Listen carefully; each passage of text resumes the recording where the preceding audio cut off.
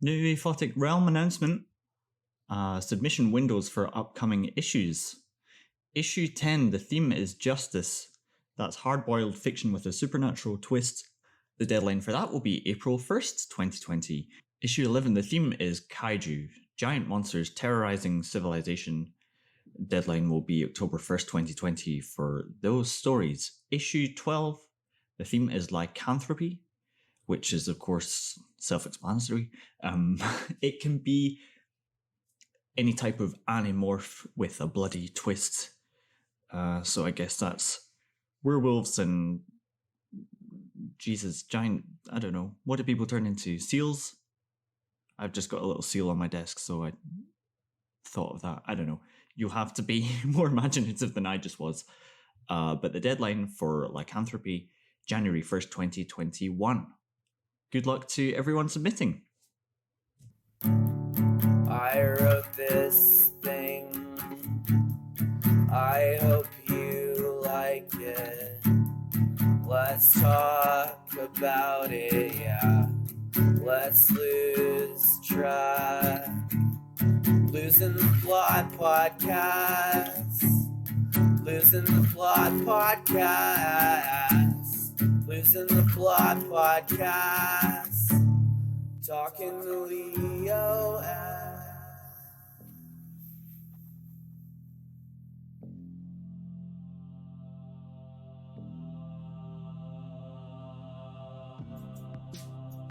I'm very excited to present to you my guest this episode. It's author Matthew Stokoe, most famously the author of Cows, but also the novels High Life, Empty Mile, and Colony of Horrors.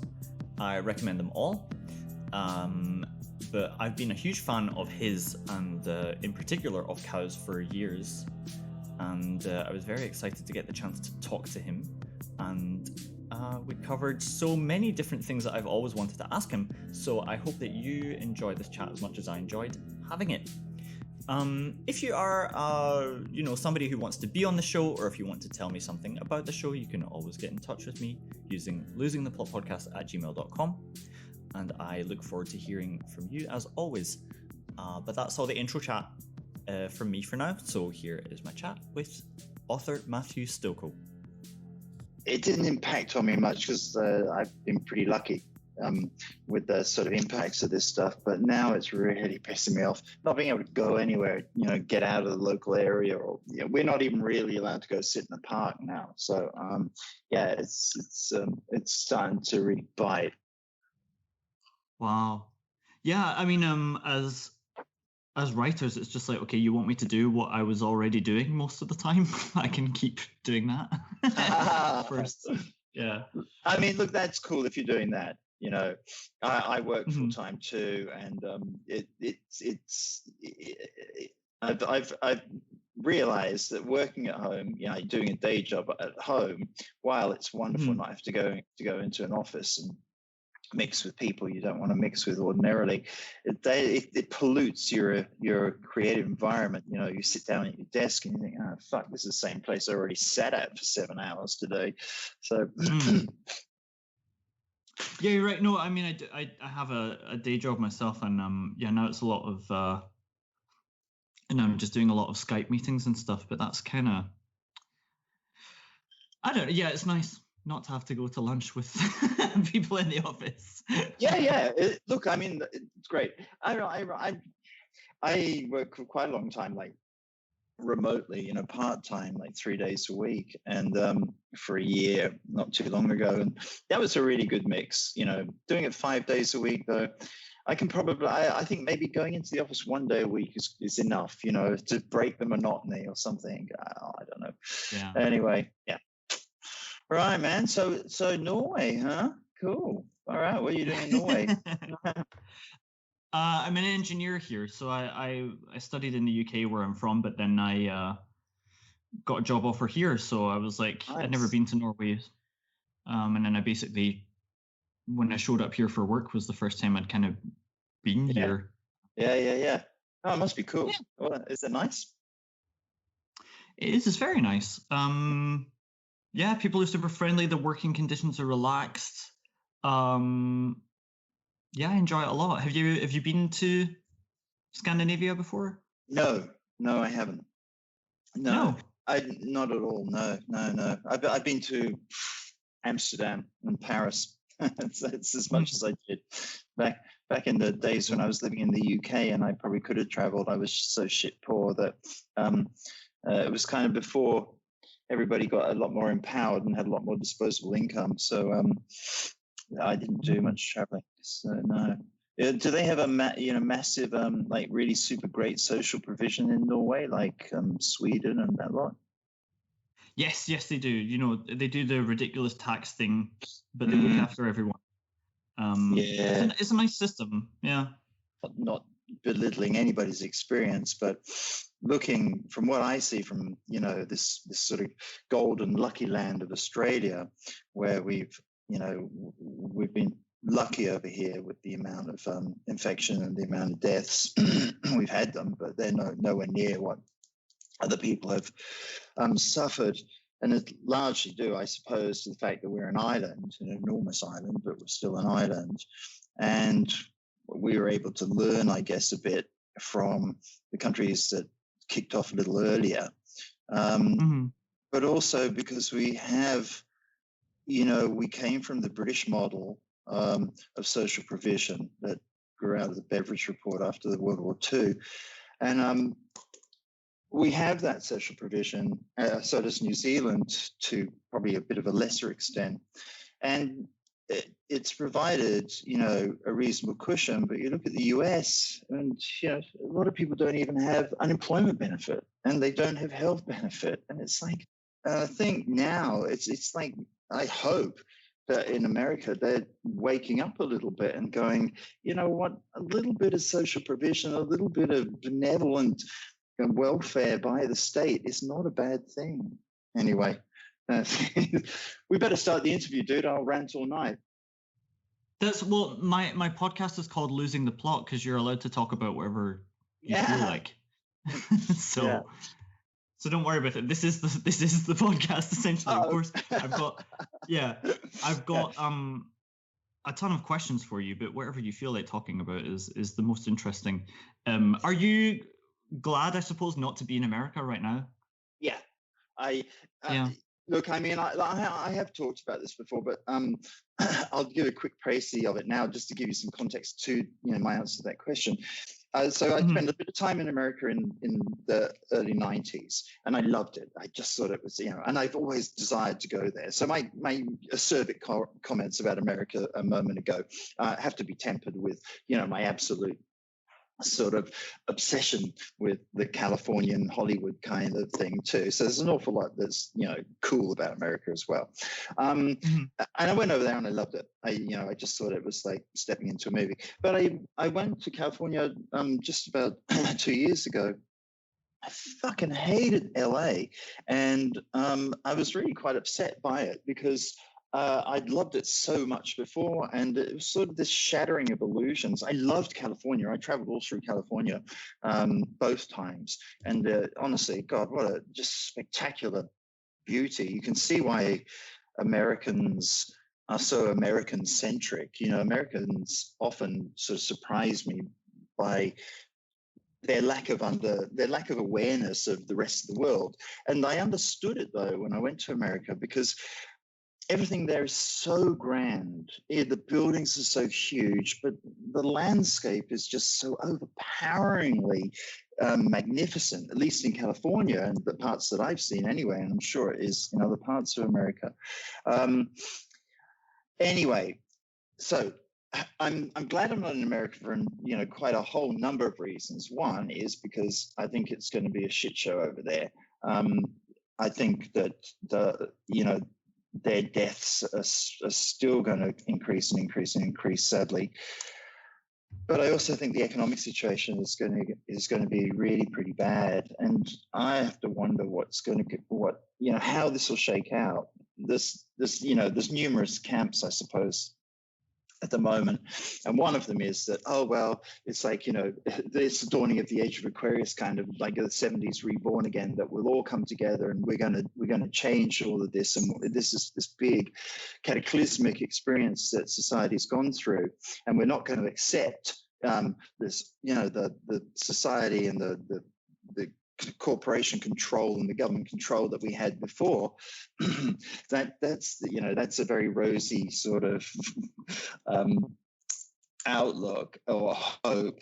And the other side of that, though, is that things could get very, very, very bad, because what you have already, and this is no surprise to anybody, it won't be a surprise to you, massive concentration of wealth in a super, super small percentage of the population.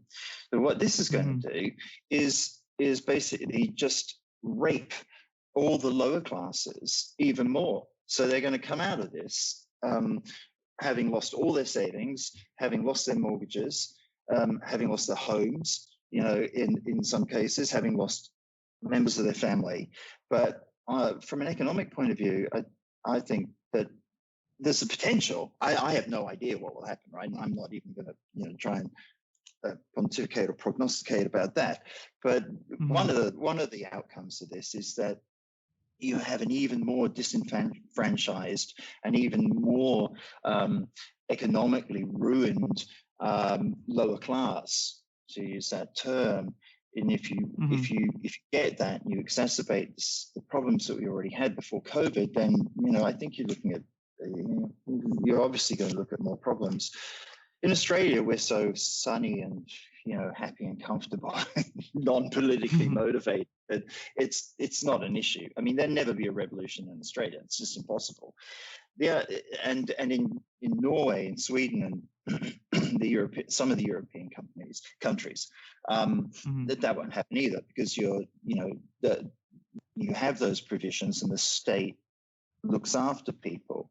But in countries like Germany and France, the UK, and possibly the US, then you have a significant danger of a lot of social unrest maybe after this. Who knows? It'll be interesting to see. It'll be really interesting to see how it shakes out. It's funny. I was reading about UFOs, and it's interesting to see the absolute sort of prevalence of UFO and things about the universe on social media now. There's been a rise. So apparently there was a spike in UFO sightings around the beginning of the Cold War, when everybody was freaking out and getting really paranoid and started seeing all these UFOs. And it struck me recently that, that same sort of thing's happening now, because there's been a whole shit ton of UFO stuff on social media, but more in the sense of, but also in addition to that, we're now thinking this about the universe, and we've just found out that antimatter is not antimatter, and oh my God, and we found this big black hole that's not a black hole, and it's just like, what the fuck is it? And so that's interesting. So that's happening now as well, when everybody is super stressed out about COVID. Forgot where I was going with that. I'm sure it was brilliant. It was brilliant. I've got so many questions. So many questions for you after that. You seem like the ideal guest for the show. If you can throw me a lifeline on that one, and it was great. I wanted to just sit back and hear you go for the full hour. That was fantastic. Yeah. No, it's so many interesting things. I mean, I'll take it in order, I suppose. I have a lot more sympathy now for people who are interested in conspiracy theories, because it's like, we have this desire to really understand what's going on in the world, and very little ability to I don't know, trust the sources that are giving us information, to know one another. Like, I feel like once everything became so connected, it also exposed how little we know about each other and about the world. And I totally understand why that's so overwhelming to some people, because we do need to, I don't know, anchor ourselves somehow in the world. Oh, yeah, for sure. Yeah. I mean, there was a point when, because whether I'm lucky or, some millennials may say not, but I've lived through pre-internet and, witnessed the move into internet and witnessed where we are today. And I think that's kind of cool. I mean, I certainly like to be 20 years younger, but it was interesting, seeing the world in the 70s and the 80s and the 90s, and seeing the move from when nobody had smartphones and you needed to make a phone call, well, fuck, you had to go out and use a phone box. And if you were going to be late somewhere, well, you were late. And, the people waiting for you just waited for you, or they fucked off and went and did what they were going to do. You couldn't just text somebody. And, and as I, saw this, because I've been lucky enough to be exposed to the, computers just in, the shitty jobs that I do and all that. So I've been reasonably aware. And there was a point when I thought, well, everybody was freaking out about ebooks and everybody was freaking out about kids spending hours on social media and all that. And I started to see, like, in some younger people that I knew, it's like, they have these massive connections all around that they actually do leverage in the real world. And I thought, okay, this sort of internet thing that's touted as this monster and it's going to dehumanize us all is actually working the other way. Ebooks never destroyed publishing. In fact, they just made more people read books. And social media allowed all the social media, the digital natives, to form connections via social media that they then leveraged in real world. That was that was how I saw things at one point. That was a few years ago. Now I wonder, just looking at the fucking stream of garbage that Facebook is and all the other social media things. I mean, it's just like opening a portal and somebody taking an enormous shit on you. I mean, I just don't see it as helpful. I certainly see it as very, very antagonistic towards creativity. I think that the sheer just the scrolling, the mechanics of the scrolling through a smartphone with the frontal lobe, firing nonstop, and the visual parts of your brain just firing nonstop. I think that's really dangerous. I think it promotes a state in the brain that's just completely antagonistic towards creativity and deeper thought. So now. My view of this is, and while I have benefited, greatly from the internet, and have, some good friends that I've made through social media that became friends in the real world, I'm a lot more cautious now about being optimistic about this whole. Well, this all started because you're talking about connection. And I wonder at the depth of the connection that we make on social media. Obviously, some of it, as I've just said, gets leveraged into some real world connections, but a lot of it is just so, I don't know, shallow and banal that people turn to social media now and it's very reassuring, but it's that whole, what is it, that Marxian thing, opiate of the masses. That was about religion, then somebody co-opted it for TV, but now it's social media. Something that I see that I was interested to ask you about in particular, actually, it seems to me that the public shaming thing is ramping up and it's becoming more and more it's like there constantly needs to be a new scapegoat, and the reasons for picking those are becoming like the threshold for the transgression required is really minimal. It's like 6 years ago, one woman, it was like 6 years ago, she used the N-word in a private message she sent to somebody, and then she had to apologize, and then she was like hospitalized for depression because of the onslaught of messages against her because of this thing she did 6 years ago. And my point was, like, I recently read The Sluts by Dennis Cooper, which I assume I haven't read it, but I know Dennis Cooper. Yeah. Okay, yeah. No, I mean, I thought it was brilliant, but then I thought nobody's ever going to try and cancel Dennis Cooper, right? So how is it that we're all supposed to agree on the language that we can and cannot use, and yet some people quite flagrantly break the apparent rules of what language you're allowed to use and will never get harangued for it? It's just an interesting paradox. It is. Perhaps it's the arena. I mean, when I say I know Dennis, I know of him, and he's written blurbs for me. I've never met him. And and I know, just peripherally, the sort of furor his blog causes every so often.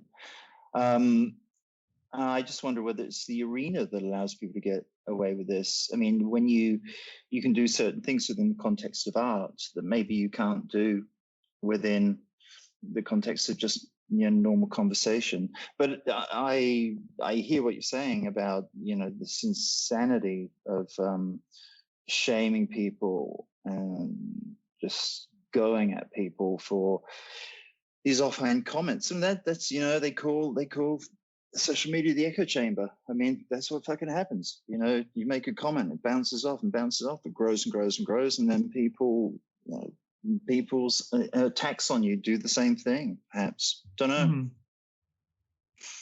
No, me neither. But it seems like the biggest targets are the ones who hang out in these groups that are so against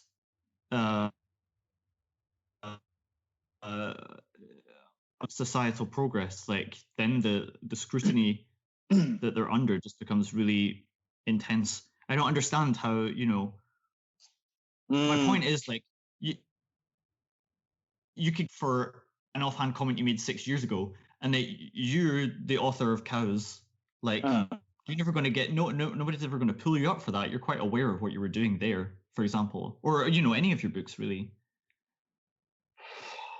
Well,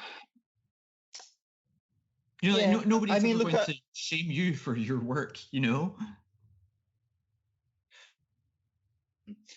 Yeah. Okay. Yeah. I think it's a different thing. Okay, so careful in my work, because while in the period that I was writing, the early book, there was quite a bit of focus on women and the women's role in art and as characters in narrative fiction, and it doesn't single out any racial minority. It doesn't. I know women, suffer some rather nasty things in it, but they're not belittled.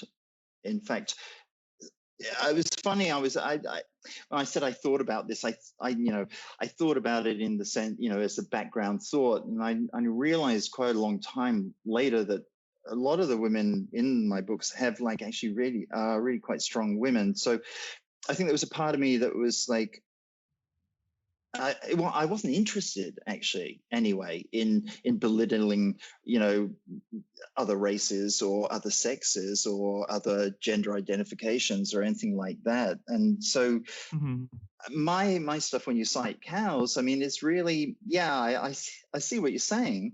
And believe me, if you go and read some of the reviews on Amazon about Cows, there's plenty of people who got upset about it. I have been lucky in that probably what you're referencing is the general leitmotif of the criticism of Cows is by and large positive, and does see it for what it was supposed to be. So it would be very different. I mean, because there was even that girl, what was it, American something or other, something with America. These Americans love putting American in the title, but the woman who wrote the book about the Mexican immigrants, American Dirt. And so, she's been vilified because she wrote a story. I don't know, I haven't even read the book, but as the little snippets of publicity I've seen that tells the story from a Mexican illegal immigrant's point of view. Well, and there's probably not even the word fuck in that book, from the sound of the type of book it is. So, and she's got it in the neck. My stuff has been around for a long time, and it's grown with the internet. The publishers for pretty much all of my books did nothing with my books. They just published them and dropped them down a black hole. It's only been with the internet and word of mouth that my books have grown. And so I think that they're there and people just take them and they just go, well, this guy's a fucking maniac, or this guy is, a great writer, or anything in between. And I'm not prey to that. And just like, I don't give a fuck anyway. All I have to do to avoid that stuff is not open Facebook or not open Amazon, not look at my reviews on Amazon, which I don't do anyway. So now, I mean, yeah. Anyway, yeah. Fair. No, next question. You raise a very interesting. No, you raise a very interesting point, and it's something that it's something that I was thinking as well. This American Dirt example is like, the more you try to say that what you're doing is in the name of progress, the angrier it makes people. Therefore, because I think, you're not making those claims to be, I don't know, promoting some sort of beneficial social message, then you're not under that scrutiny. Maybe that's what the criteria is. I don't know that there is one, but like that. But no, tough. Yes. So let's. I've got loads of questions. I do actually have formal questions for you as well. But I want to talk about your books we'll talk about them in reverse order. So we can start with Colony of Horrors, which is the latest one. Sure. It's. I think it had the most immediate impact for me, this one. Like the first opening few chapters, I was like, well, I need to know everything that's going on here. This is the most bizarre story I've ever encountered. It's how did I know this is a difficult question. How did you come up with the idea? What inspired it? Well, I mean, coming up with story ideas at certain points in time has been very difficult. And I've said before, I think that I can spend years trying to come up with a story, and some of my books have taken a long time. Colony of Horrors wasn't quite like that. Colony of Horrors started out to be a very, very, very different story indeed. I read about telomerase, which is a chemical or a compound that stops the telomeres in your DNA fraying, and so has been touted or talked about as an anti-aging drug. And I wanted to start doing something like that, but I can't even connect that to the story that Colony of Horrors became. But they were my first few notes on it, and I spent a couple of months writing notes around a story like that, and it was going to be quite bizarre. But I've always been since my mid-20s, I've been obsessed with the movie industry in California, and and of course High Life was set in that.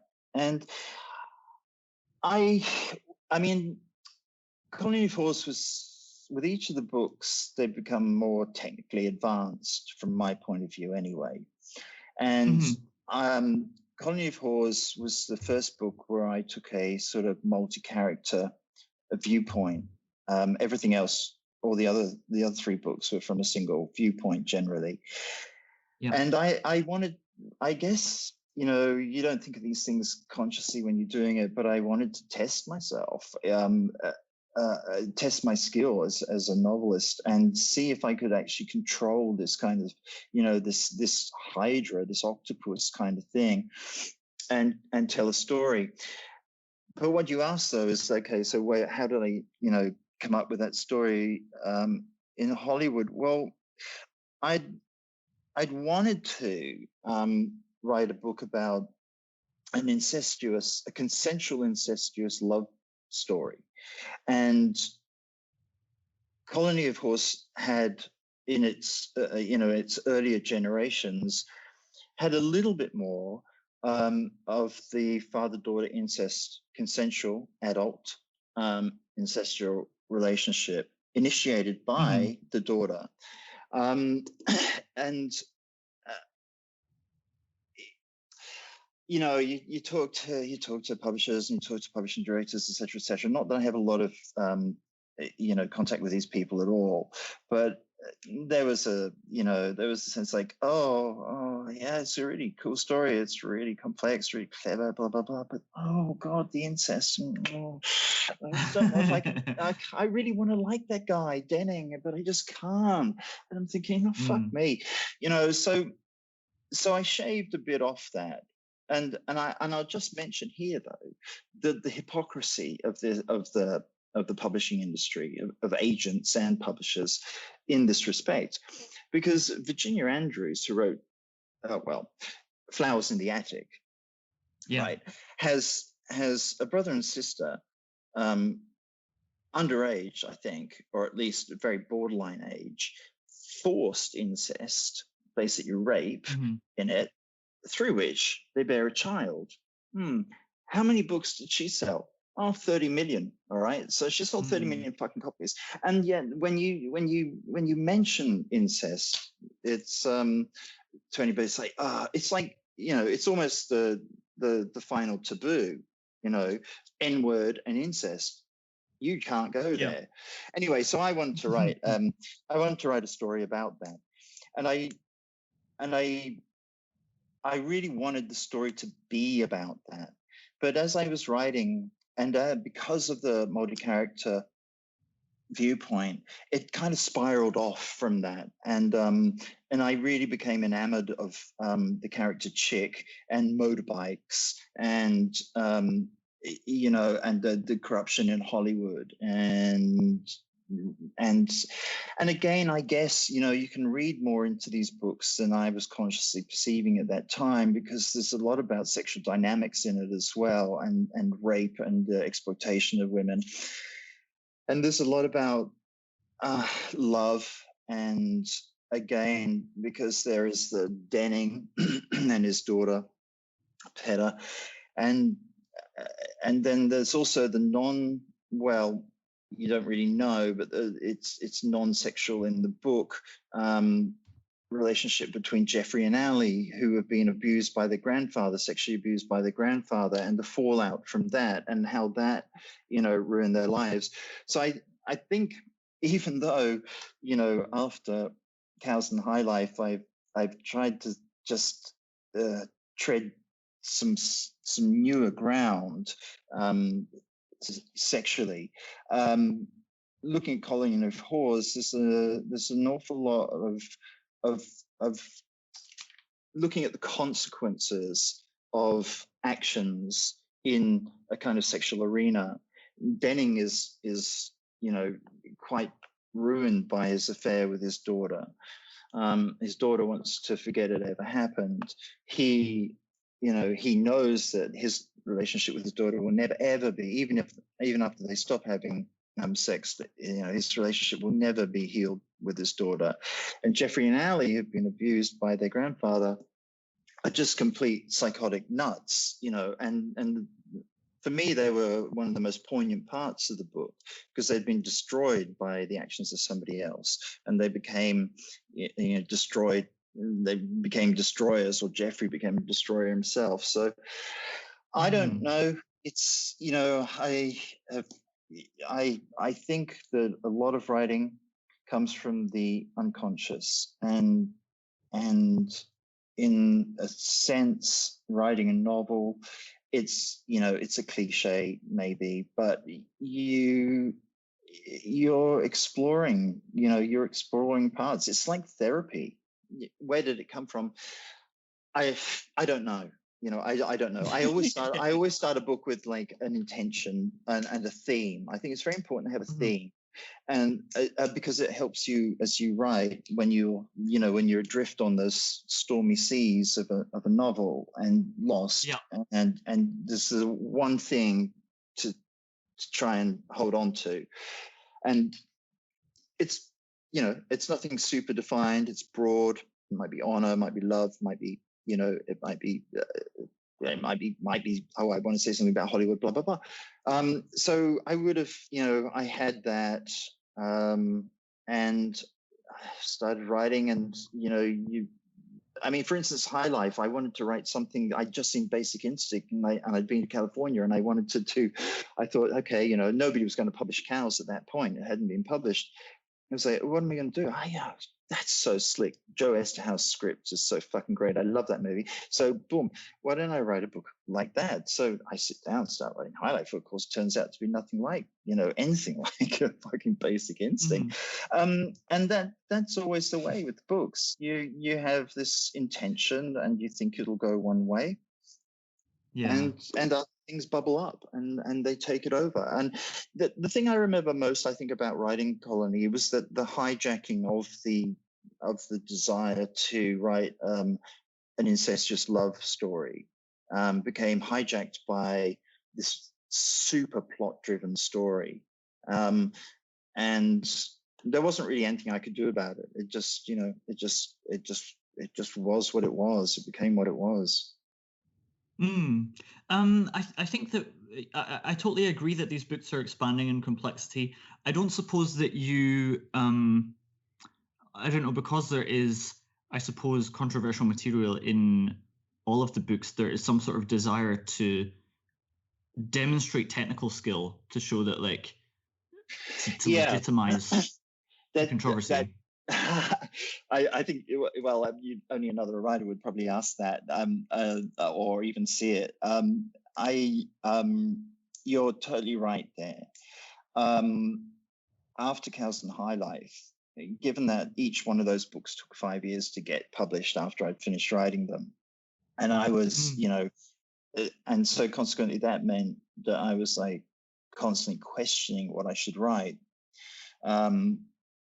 Because there's no reinforcement. You write a book, and if you don't get something back from it, if you don't get some measure of success from it, whatever that you class as success, then you start questioning, how should I do the same thing again? There was a story that I had to tell that was Empty Mile, and because at that point Cows and High Life hadn't become what they've become today, I made a decision that, okay, I'll write a book. It's going to be dark. It'll be me, but it just won't have as much overt violence and sexual deviance in it. And I wrote Empty Mile, and it was a very tough book to write because it's the most autobiographical of my books. And it took a long time to write. And but at the end, what you're saying is say, is there, I think what you're saying is say, am I trying to prove that I'm not just this guy who writes, really horrible violence and sex? Yeah. And I'm sure it was a super personal story to me, that it was a lot about my background and a lot about, people in my family and the stuff that I'd done and regretted doing. But there was also this thing in me that was, that wanted to say, well, okay, let's see if you can write a book that doesn't, depend or doesn't, motor along on sex and violence. What it meant was for people who would ordinarily have criticized me as a writer for High Life and Cows, and honestly, my experience is that most people haven't criticized me for it. But for the people that wanted to do that, then there was that. But it was problematic when it came out. It was like, all the people that liked High Life didn't like Empty Mile. All the people that would have loved Empty Mile didn't read Empty Mile because they knew Matthew Stokoe wrote High Life and Cows. So it took a long time to, I suppose, reach people, but so definitely there's definitely this element of wanting to test yourself as a novelist and expand and see what you can do and handle more complex stories. Yeah, I see your point. So the challenge was with that one was to keep it reasonably clean, I suppose. It does seem like your most accessible work. Yeah. And it's dedicated to your son. Yeah. Which I thought was interesting. Yeah. And did he influence the book somehow? Yeah. It's really okay. I'll drop this little Easter egg in there, and it will mean nothing to anybody. But the surname is the key to that story. And that will take an awful lot of digging for any Stokoe aficionados, but the surname of the main character is key to that story. And yes, my son and my brother were a huge part of that book, but that's all I can really say about that. Fair enough. So let me see. I still have a little more to ask about. I like that we're jumping around, and please, No, good. we can continue to do that. Yeah. Yeah. Yeah, I had a few more things to ask about Colony of Horrors. Is it somehow? Do you see it as somehow a response to High Life? A response, a continuation. No, I think in a sense it travels the same ground in the sense that it's a critique of Hollywood and a critique of whereas High Life is a critique of fame and wanting to be famous. I'd have to really think a lot about Colony of Horrors because there's a lot in it, and I wanted to, for me being, coming from a British background, I do see the world as I see corporations as a big. I mean, you don't have to be British for this, but we have a sort of anti-authoritarian kind of viewpoint in some respects, and I guess Australians do too. I see the really powerful bodies in society, whether they're corporations, movie companies, whatever, as inherently vulnerable to corruption and sort of, I don't know, damaging the smaller player in society. And so Colony is that, but as we touched on beforehand, it's also about sexual dynamics as well, and the damage that's done to people through that. I don't know, man. It's funny. I have to think a lot about Colony to really figure out where I was going with that. I mean, on the surface, it is a critique of just evil corporate, power, written small in the form of a film production company, and in the industry itself. Yeah. Well, I think that what allows for the content of these books is the fact that you are compassionate towards these people and that you do extensively highlight the way in which cultural forces are making their lives the way that they are. Yeah, I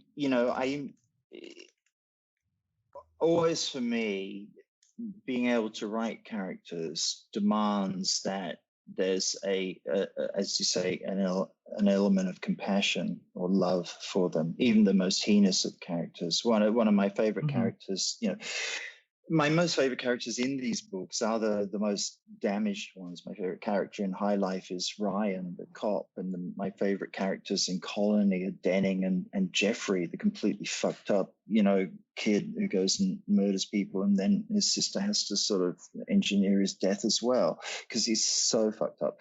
And these are the people that interest me the most, and the only way that you can't write these guys and these women if you just think they're assholes and monsters, because everybody, it's a huge question. Are monsters born or are they made? I guess in my books, my viewpoint is that they are generally made, although I do think there are people who are born evil. I mean, I definitely do. But in my books, what I'm saying more is that society warps the individual, the society that we have, and all through these books. Empty Mile, not so much. That's about, mistakes an individual makes. But Cows, High Life, and Colony are all about how society destroys the individual and warps the individual, makes the individual a danger actually to the society that it's in. It seems like more and more an important message to me as I get older really is because I think that as you get older, especially like you talk to other people and they're saying, oh, that this horribly traumatic thing happened to me. I don't understand why it happened to me. I was doing this and this and this. And it's like, well, why does it happen to anyone? It just kind of, I wonder if these things are, how are you going to get out of life cleanly, like, well, something traumatic is going to happen to you just because you're here, Good things happen to bad people. Bad things happen to exactly people, exactly. And that's what I think I find the most cathartic about reading your work is that you find perhaps the most damaging things that can happen to people and then demonstrate that they're trying to fight against these things that are just too powerful for them. I think you've been doing that since the beginning. Yeah, I have. I guess, I think it was formed, who knows, as individuals where these things are formed. But my experience of living in London for 15 years in the 80s and into the 90s really formed a lot of my thinking about the individual moving through society and the impact of society on the individual, and how things were just, they just are shit. I mean, for some people, life is appalling, and it really is. And you say, how do we get out of this cleanly? Well, that's your lifelong work, isn't it? How do we get out of it? How do we get out of it? How do we end this life? How do we get through life and say, well, yeah, I'm happy. To me, that's a mystery. I mean, that's an ongoing. Some people listen to this and be like, "What the fuck? What are you talking about? I'm happy." Well, good luck. That I'm so pleased for you because that is a fucking gift. But I look. Obviously, I think a lot of it stems and comes from your experience as a child. But fuck, anyway, that's way too complex and too much of a long conversation. Totally. Going back to the early days of Freud. Yes, exactly. No, it's really interesting. Like, I talk to all kinds of people in my podcast, and I've talked to some people who are depressed and so on, and it's, people who aren't depressed are like, what do you have to be depressed about? It's like, oh my God, if you choose to be depressed, any number of things, any life can be seen through a depressed lens if you so choose. And if you're not seeing it that way, it's because, I don't know, your brain is just designed in such a way that you don't think like that. But if you so chose to think that way, or if you could not prevent yourself from thinking that way, you could drive yourself mad, Well, yeah. I mean, I've been reading, a little bit recently about the brain and thoughts. I always thought, hey, well, I think the way I think because that's the right way to think and because that's the truth. But more and more, I realize and I read about, the whole brooding, patterning, cycling thought thing. And recently, just been reading about, well, life is the way you think it.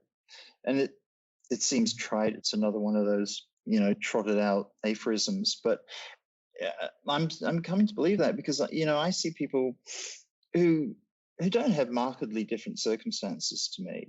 And yet, they think what they're doing is fucking great. and I'll look at the same thing and I'll go, this is fucking awful, so yeah. I think you're talking about how you were basically talking about how people, how you think, and it is, but those patterns of thinking are imprinted and solidified in you so early on, at 7, 8, 9, 10 years old. That's a done deal. And when you mentioned people who aren't depressed and they have this inability to understand why anybody would be depressed, is why would you be depressed? Well, I think about people who kill themselves, and uh,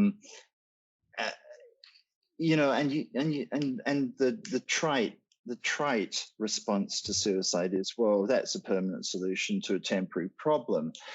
And why would you do that? Why, the damage that's going to inflict on everybody around you, your family, and all the rest of it. But the person who kills himself has lost that ability to think in those terms. So when a not happy person says to a depressed person, "Oh, I don't understand why you're depressed. Why don't you just not be depressed?" They don't have the tools to do that. They don't have the mechanics. They don't have the brain patterning to do that. Their brain is not wired like that. It's not an option. It's not a choice to be suicidal or to be depressed. It's not something that you can just think yourself out of. What I think is interesting in your books as well is the sense of failure, because I don't really believe in living failures or living successes. I think the jury is out on everyone while you're still here, and I also think that a person is a failure by criteria that they impose upon themselves, like almost every time. So you're 100% right. And that actually, echoes what I'm, saying about, like, some people look at their lives and say they're fantastic. Some, and you can be in exactly very similar circumstances. You're right. You are only a failure by your own lights. You're 100% right. Yeah, and it really does bear keeping in mind, because fuck. I don't know. I look at some people who've done one thing, like one movie or one song or one book, and they, you can easily imagine that they consider themselves failures, because particularly when you create something, there's, everybody expects you to create another thing and another thing and another thing that's just as good. And so, maybe these people who've made one great song or one great movie, one great book, consider themselves to be failures and die that way. But, Jesus, if you create one great thing, what a success that is. I mean, that's just, that's an amazing thing to do. Yeah. And so you're right. It's a subjective sort of torture that we apply to ourselves, those of us who do that. Not you or me, of course, but other people. It's patterns that you fall into. I don't know. I mean, there's also, I think is kind of covered in your book as well, the notion that, all the money that people have, they earn and then believe themselves to be, let's say you're a millionaire, does that mean you're like a million times better than somebody who has $1? Or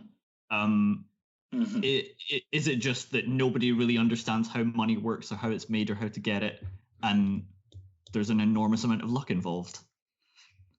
I don't know. I think, in my books, the people with the money have always been, problematic. They've been the bad ones. I don't see money as inherently bad. I mean, having money, fuck, I'd love to have some. I mean, and I don't think that, it's bad. I think the disparity of wealth is appalling. The fact that somebody can be a billionaire and somebody can be struggling to feed their family, I think is disgusting. I think that's more where I've been, where I've looked for this sort of stuff. I see corporations as inherently evil. Billionaires who live in enormous houses and hang on to their money and don't, give money back to the community and don't realize that they don't need these fucking mansions and their airplanes. I mean, yeah, I think that's pretty evil. My only question for you about cows was, do you get bored of talking about it? No, and I don't get tired of talking about it, but it's nice when it's seen within the context of the other books. Um, I love the book. I love all my books, and I read them and I think, wow, really? Did I do that? How the fuck did I do that? And I wrote Kels in really appalling circumstances. I was shit poor. I had a horrible job. I was, completely alone in London. My girlfriend had gone off for a year, and uh, well, actually, High Life was in even worse circumstances. But I'd seen a lot of stuff in London that was really, nasty, bad, horrible stuff that people lived with every day, and that's where cows came out of. So I don't know. I don't get tired of talking about it, but I kind of hope that it's seen as the beginning of the a journey rather than the only thing. Yeah. But hey, fuck. Sure. I mean, you ask Bret Easton Ellis, I mean, probably fucking totally sick of talking about less than zero. I mean, everybody, I guess, it's what your readership is, and so I have a lot of readers who like reading in that genre, and so they like the first two books maybe, and then I have other readers who like reading in the other things, and I have to say I think I've been pretty lucky with the response to my books. I mean, in the early days I wasn't at all. I had terrible experience with both publishers and reception, but now it's pretty cool. I think they're seen pretty well.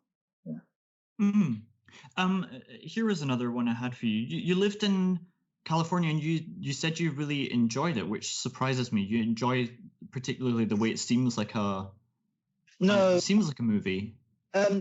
No, I visited California in the 90s. I wouldn't say I lived there. I spent some time in Los Angeles, and I drove through the state, and I absolutely adored it when I was there. It was about 93. And and because I, years before then, I had become obsessed with Raymond Chandler and Southern California, the origins of the movie industry. I did lots of reading on that, and that fascinated me, and the whole Californian, well, let's say Los Angeles, Hollywood kind of thing about people going there to make it, or struggling to make it and not making it, and the machinations within the movie industry. I mean, I loved stuff like The Player and all of those those movies about Hollywood, and the Chandler's books in the 30s and 40s about Hollywood. And yeah, I was just there. I wasn't there for a long time, but it matched everything that I dreamt about.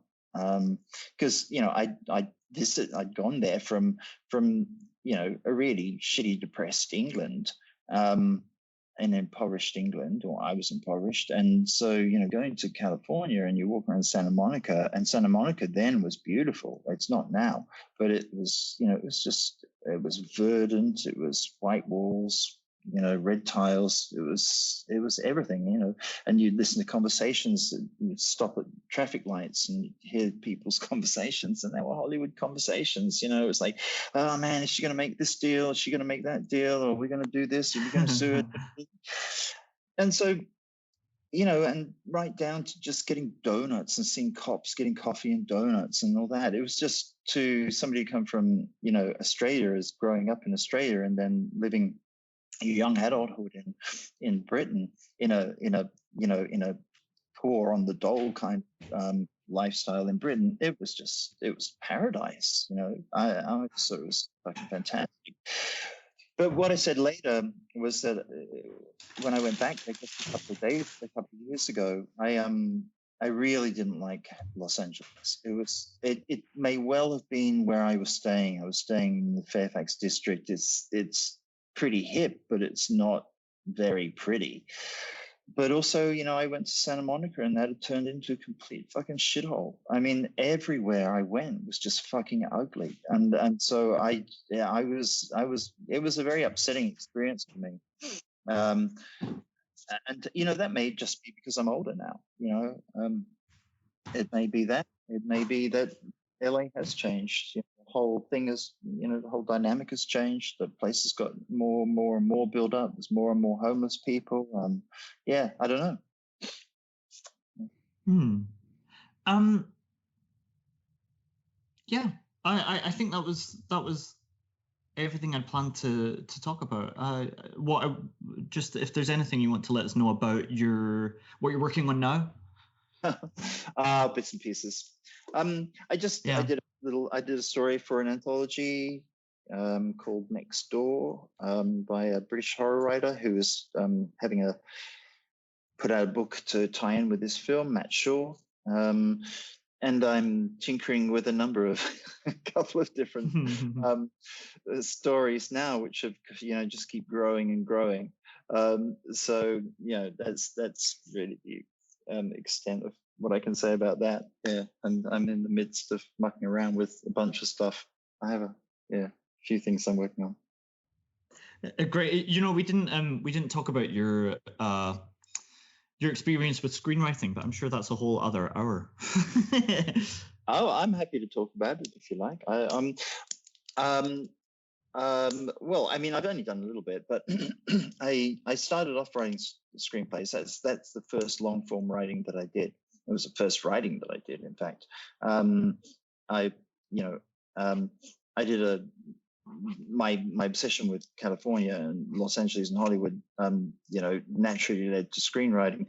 And while I was at college, I hadn't figured out how to write, and I was at university and writing all these essays, and I went and did a screenwriting course, not in college, somewhere else, and had a cartoonist friend who wanted to, said, hey, let's do a screenplay of my sort of comic strip characters. So that's how I began writing, and we wrote the screenplay called Flick and Jube, and then I wrote another one after that, and then it was after that I wrote Cows, because I really was too lazy, I think, to master the art of screenwriting, and also being in Britain, in those days, pre-internet, or well, it wasn't lit. Yeah, I guess it was pre-internet. You felt a long way away from Hollywood, and you kind of needed to be there, I guess, at that point to pursue it. So I segued into I went into novels because I had more freedom, but when I was living in New Zealand, they had a cool thing called the Short Film Fund that was done by the New Zealand Film, I don't know, Institute or something. And and I wrote a screenplay called Rock about a little boy who was abused at home and has a pet rock and seeks to become like a rock. It was completely ruined by the process of both the producer and the director, but it got made and it got shown on TV and it got shown in film festivals and all the rest of it. But it was a very upsetting experience for me, because they basically forced me to rewrite this fucking 14-page script for an entire year, and then shot it and completely neutered it. But I guess I shouldn't complain. The film got funded and the film got shot. The other film that was a much more pleasant experience was Dog, by a guy called Paul Kwiatkowski, who's a polymath writer, podcaster, and many other things. And he got in touch with me after reading Cows and asked me to write him a screenplay. He actually paid me for it, which is very, very nice of him. And he shot this about 25-minute film called Dog, and did a superb job with it. It was sort of a very, very satisfying experience, a very, very pleasant experience. And Paul Kwiatkowski bears more of a mention for a couple of books that he's done, and Every Day Was Overcast is really quite a groundbreaking book. You should check it out. Another one called Ghost Guest. Very, very good books indeed. So that's the screenwriting that I've done. And then, I have a friend in Hollywood who's a screenwriter, Tony Herbert, and periodically gets in touch with me to try and spruik one book or another in Hollywood.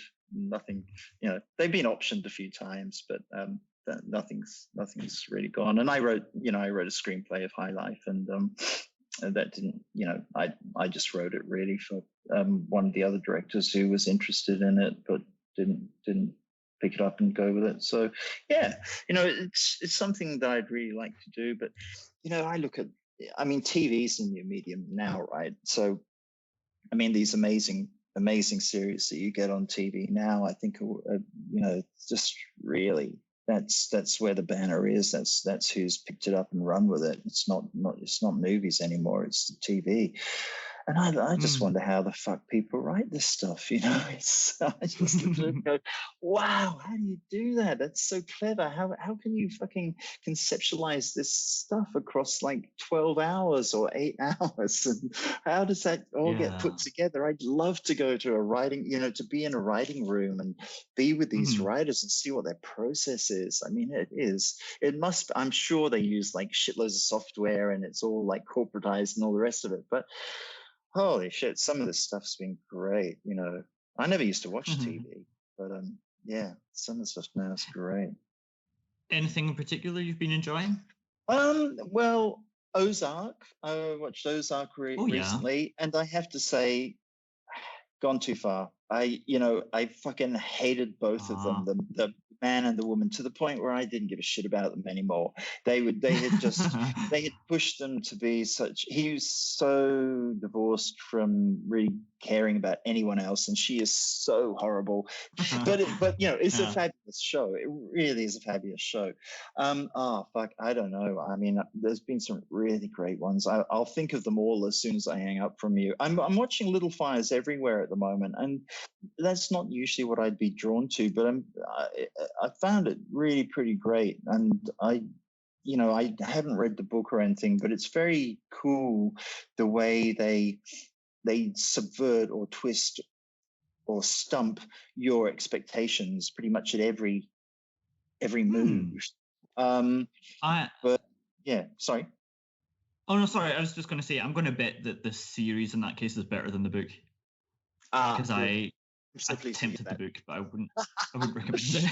I was like thinking, man, if the book's as good as this, oh fucking hell, there's no hope, But don't worry, it isn't. I think Dexter was like that, right? Did you watch Dexter? And Dexter was great, yeah. Dexter was fabulous, but the books weren't as good as Dexter, as the TV. There's very few things which come off better than the books, but Dexter I think was definitely better than the books. And of course I like Breaking Bad. I love Breaking Bad. I wish I could think of something more recent, because I have watched a few things recently that I've really dug. But anyway, if you pick something nice and gritty, I've probably seen it and loved it. Cool. Yeah. See, I have a filmmaking club here in Stavanger, Norway. That we like. Yeah, it's great fun. We make films with the resources that we have. So we started doing it on just iPhones, and then I eventually invested in a camera, and we're doing stuff. I'm Anyway, so jealous. That sounds fantastic. It's so much fun, and the thing is, there's so many interesting rural areas here in Norway. So if you ever feel like giving us permission to make cows with people in cow costumes. Yeah. Well, it's funny because go for it. I don't mind. It's funny because people often have. Well, High Life has been the book that most people have talked about making a film out of. Empty Mile was scouted early on, but didn't go ahead. And but I think now you could make cows. The CGI, the computer graphics are now so good and so cheap, or cheap enough, that you could actually make it, But you want to do a down and dirty cows with people in costumes? I think I'd probably say yes. Fantastic. Show me the script. All right, okay. I'm taking you up on that. All right, good. I was envisioned it as a sort of low budget John Waters, early John Waters thing. Yeah, well, you can have your own view of it. I mean, I'm like a high production value guy. I like, I like Okay. really well made stuff. But no, man, don't let me put you off. That's cool. We'll take that offline and talk about it. I'm totally down with that. Don't worry about it. That could be really Fantastic. fun. Yeah, we'll do lunch. We'll do a production lunch. Awesome. Brilliant. What are you doing with the rest of your evening? Well, it is now dark here. It's a Sunday night, so I'm just going to be, just kicking back, watching TV, and doing nothing else really. Waiting for Monday morning when I have to log on and be a worker. And yeah. Just the usual Very nice. Sunday night, chilled night. Yeah. Been lovely talking with you, Leo. Very interesting. I really enjoyed talking to you. It's been a very pleasant experience. Let's stay in touch. Yeah, absolutely. Just before I got on Skype, I was worried I couldn't find you, so I sent you a friend request on Facebook. Oh, cool. All right. So Okay. in case we could do Messenger. Oh. I will say that. I will say yes to that. Brilliant. Yes, we'll keep in touch. It's been lovely talking to you. Awesome, mate. Love you, All right. Have a lovely day. All right. Bye. See ya. Bye-bye. Well, everyone, that's a Losing the Plot exclusive. You heard it here first. How's the movie confirmed? I had a lovely chat with Matthew. I hope you enjoyed listening to it. Thank you for joining me as always. If you have anything you want to tell me about the show, if you want to be on the show yourself, whatever it is, you can always get in touch with me using losingtheplotpodcast-at-gmail-dot-com. And I look forward to hearing from you. But that's all from me for this episode. So until next time, bye bye.